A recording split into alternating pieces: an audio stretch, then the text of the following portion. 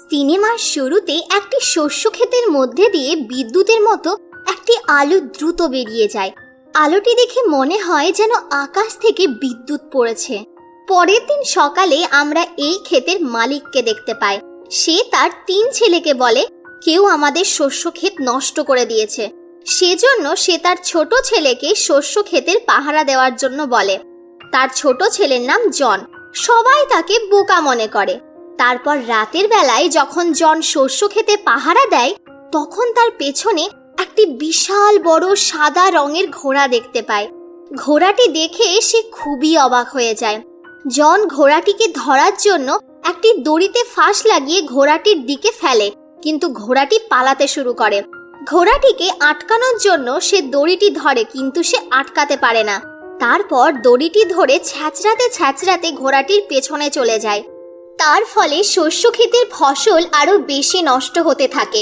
অবশেষে ব্যতিক্রম ঘোড়াটি ছুটতে ছুটতে দলদলে পড়ে সেখানেই আটকে যায়। আর সেখানে তাকে ডুবতে দেখে জনের খুব খারাপ লাগে।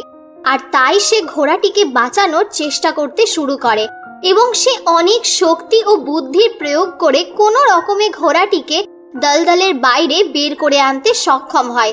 কিন্তু তখন ঘোড়াটির দুঃখী চেহারা দেখে জনের খুব মায়া লাগে। আর তাই সে ঘোড়াটিকে মুক্ত করার ডিসিশন নেয়। কিন্তু মুক্ত করার আগে জন ঘোড়াটির কাছে একটি প্রমিস করিয়ে নেয় যে সে এরপরে আর তার শস্য ক্ষেত নষ্ট করবে না। এই ঘোড়াটি আসলে একটি ফিমেল ঘোড়া। তারপর ঘোড়াটি সেখান থেকে চলে যায়। পরের দিন সকালে জন চোখ খুলে দেখে আস্থা বলে সুন্দর সুন্দর দুটো ঘোড়া তার সামনে দাঁড়িয়ে আছে। এখানে আরো একটি ছোট ঘোড়াও আছে। এটা সেই ঘোড়াটির বাচ্চা, যেই ঘোড়াটিকে রাতের বেলায় শস্য খেতে দেখা গিয়েছিল।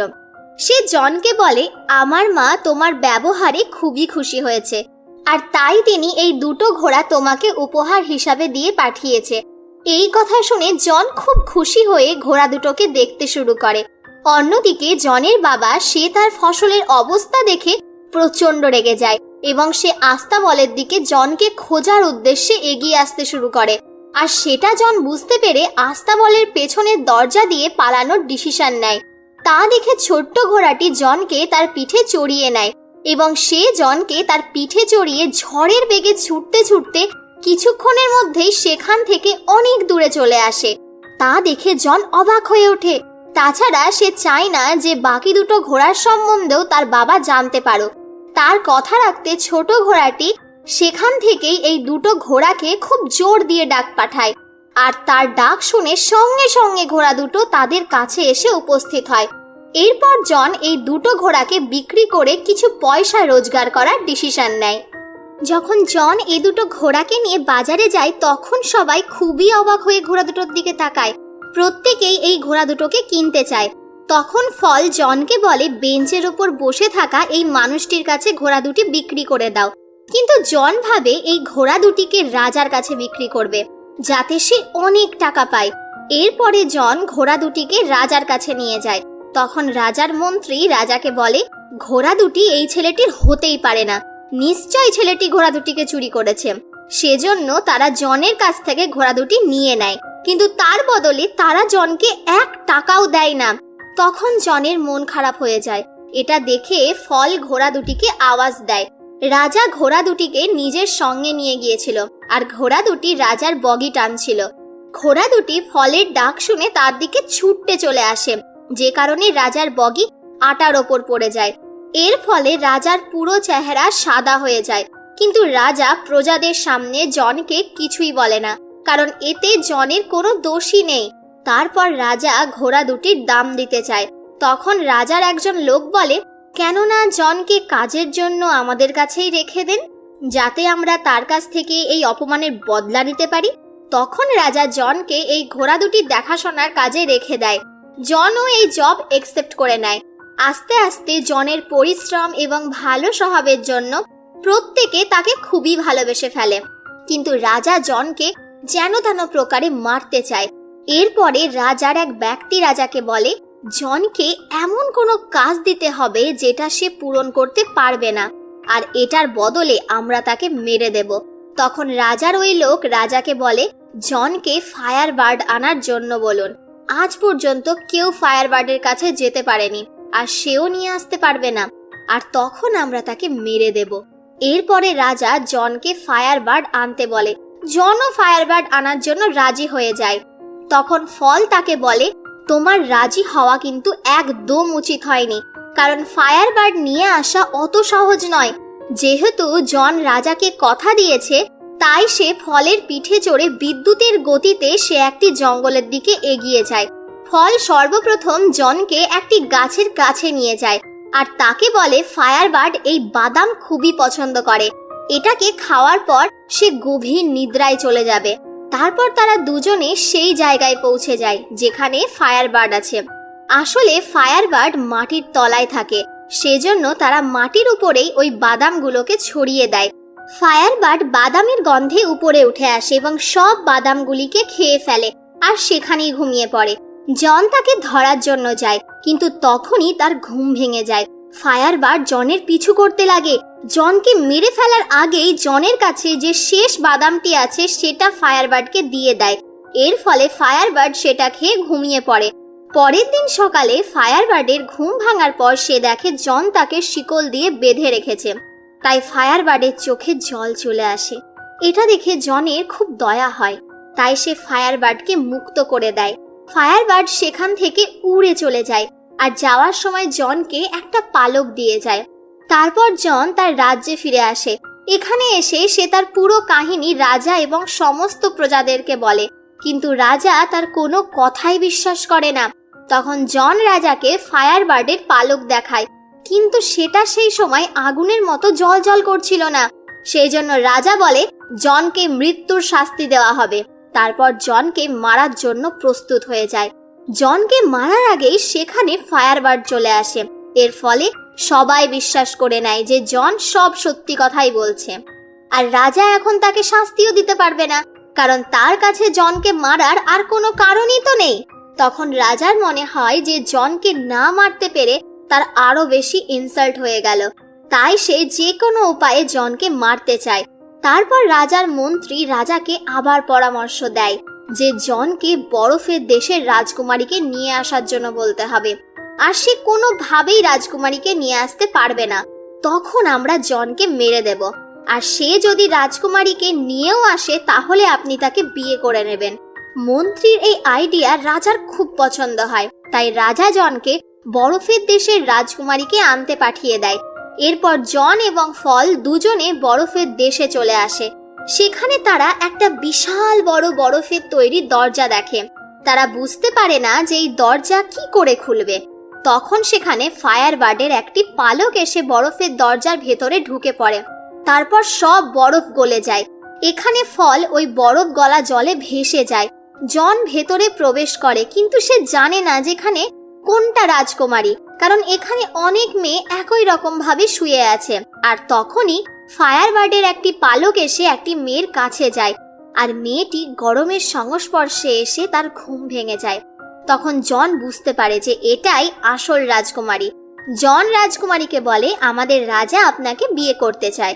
তখন রাজকুমারী বলে, আসল হিরো তো বেঁচেই নেই, সেজন্য আমি বিয়েও করতে চাই না। তোমাদের রাজা যদি বাহাদুর এবং হিরো হতো তাহলে সে নিজেই এখানে আমাকে নিতে আসতো। এই কথা বলার পরে রাজকুমারী ওপর থেকে নিচে লাফিয়ে পড়ে। জন নিজের প্রাণের কথা না ভেবে সে রাজকুমারীকে বাঁচানোর জন্য সেও লাফিয়ে পড়ে। তারা দুজনেই মাটিতে পড়ার আগেই সেখানে ফল উড়ে এসে তাদের দুজনকে বাঁচিয়ে নেয়। তারপর রাতের বেলায় তারা দুজনে জঙ্গলে শুয়ে থাকে। কোথাও না কোথাও রাজকুমারী এবং জন একে অপরকে পছন্দ করতে শুরু করেছে। পরের দিন সকালে জন রাজকুমারীকে নিয়ে রাজমহলে ফিরে আসে। রাজা জনকে দেখে খুবই রেগে যায়, কারণ সে আবার জনকে মারতে পারে না। না চাইতেও রাজা জনকে উপহার দেয়। তারপর রাজা রাজকুমারীকে বলে, আমি তোমাকে বিয়ে করতে চাই। তখন রাজকুমারী রাজাকে বলে, আমি ততক্ষণ পর্যন্ত তোমাকে বিয়ে করব না যতক্ষণ না তুমি আমার দাদিমার হারিয়ে যাওয়া আংটি ফিরিয়ে নিয়ে আসতে পারবে। ওই আংটিটা একটা সমুদ্রে হারিয়ে গেছে। একথা শুনে রাজা খুবই কনফিউজড হয়ে যায়। তখনই সেখানে জন চলে আসে। রাজা জনকে দেখে আংটিটি খোঁজার দায়িত্ব তাকেই দিয়ে দেয়। জন জানে না যে আংটিটা কোথায় আছে, আর ফলও এই আংটির ব্যাপারে কিছুই জানে না। সেই জন্য ফল তার মায়ের সাহায্য নেয়। তার মা তাকে বলে সমুদ্রের মাঝ বরাবর একটা হোয়েল মাছের পেটের ভেতরে আংটিটি আছে। আংটিটি আনার জন্য তোমাকে সমুদ্রের মাঝ বরাবর যেতে হবে। তারপর ফল জনকে তার পিঠে বসিয়ে সমুদ্রের মাঝ বরাবর নিয়ে যায়। আর তখনই জন তার পিঠ থেকে নিচে পড়ে যায়। তখন সে জলের ভেতর গিয়ে দেখে মোটা মোটা শেকলের মধ্যে হোয়েল মাছটি আটকে রয়েছে। জন হোয়েল মাছকে জিজ্ঞেস করে, তোমাকে কে এভাবে বেঁধে রেখেছে? এই কথা শুনে হোয়েল মাছের চোখে জল চলে আসে। সে জনকে বলে, আমি কিছু জাহাজকে গিলে ফেলেছিলাম, তারপর এখানকার সেলাররা আমাকে এভাবে শিকল দিয়ে বেঁধে দিয়েছে, কিন্তু এখন আমি আমার ভুলের প্রায়শ্চিত্ত করতে চাই।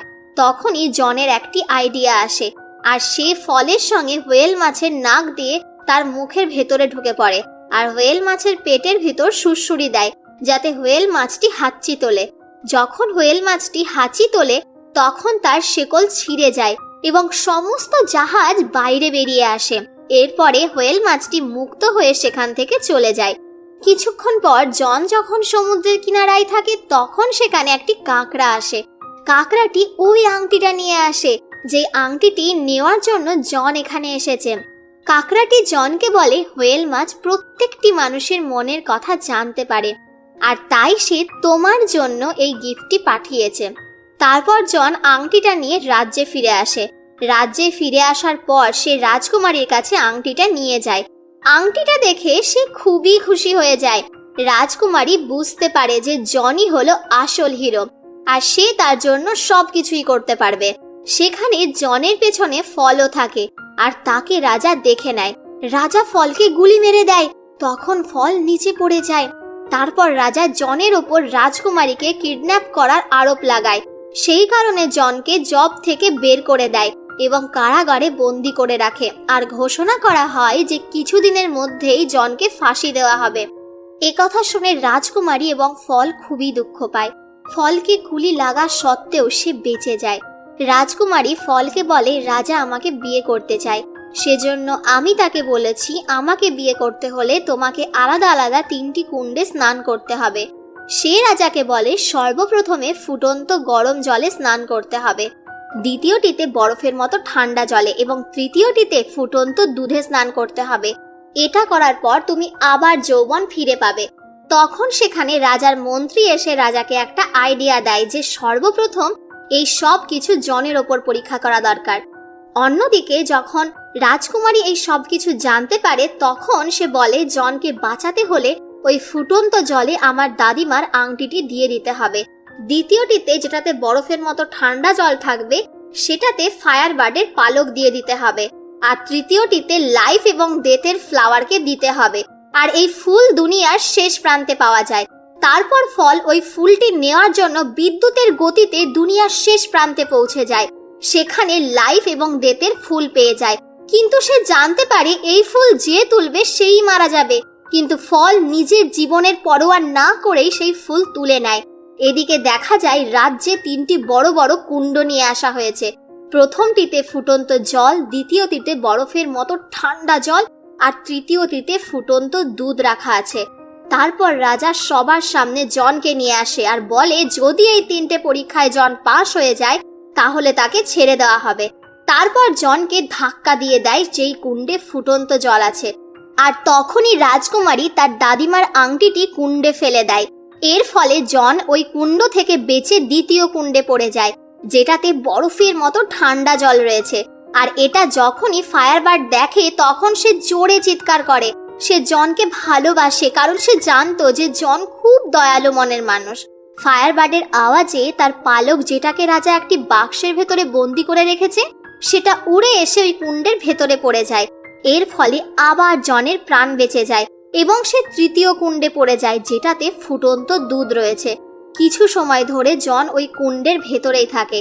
এর ফলে সবাই ভাবে জন মারা গিয়েছে। সব প্রজারাই খুবই দুঃখী হয়ে যায় কারণ তারা সবাই জনকে খুব ভালোবাসে। আর তখনই সেখানে ফল চলে আসে আর লাইফ ও ডেথের ফুলকে ওই কুণ্ডে ফেলে দেয়। তারপর জন ফুটন্ত দুধ থেকে একটি রাজকুমারীর সাজে বাইরে উঠে আসে। এটা দেখে সব প্রজারা খুবই খুশি হয়ে যায়। রাজা ভেতর থেকে জনের ওপর খুব জেলাস ফিল করে। সে জনের মতোই যৌবন ফিরে পেতে চায়। সেই জন্য সেও ফুটন্ত জলে লাফিয়ে পড়ে, আর কিছু সময়ের মধ্যেই সে একটি বাবলের মধ্যে বন্দী হয়ে উপরে উঠে আসে। সেটা রাজাকে সঙ্গে করে এখান থেকে অনেক দূরে নিয়ে চলে যায়। এটা দেখে সব প্রজারা খুবই খুশি হয়, কারণ তারা কেউই রাজাকে খুব একটা পছন্দ করত না। এরপরে সবাই জনকে এখানকার রাজা বলে মেনে নেয়। তারপর জন এবং রাজকুমারী বিয়ে করে নেয়। এদিকে ফলকে দেখতে পায়, সে মনে করে সে মারা যাবে, কিন্তু তখন রাজকুমারী তাকে বলে, তুমি মারা যাবে না, এটি একটি পরীক্ষা ছিল যেটাতে তুমি পাশ করে গেছো। আর এভাবেই সিনেমাটি এখানেই শেষ হয়ে যায়।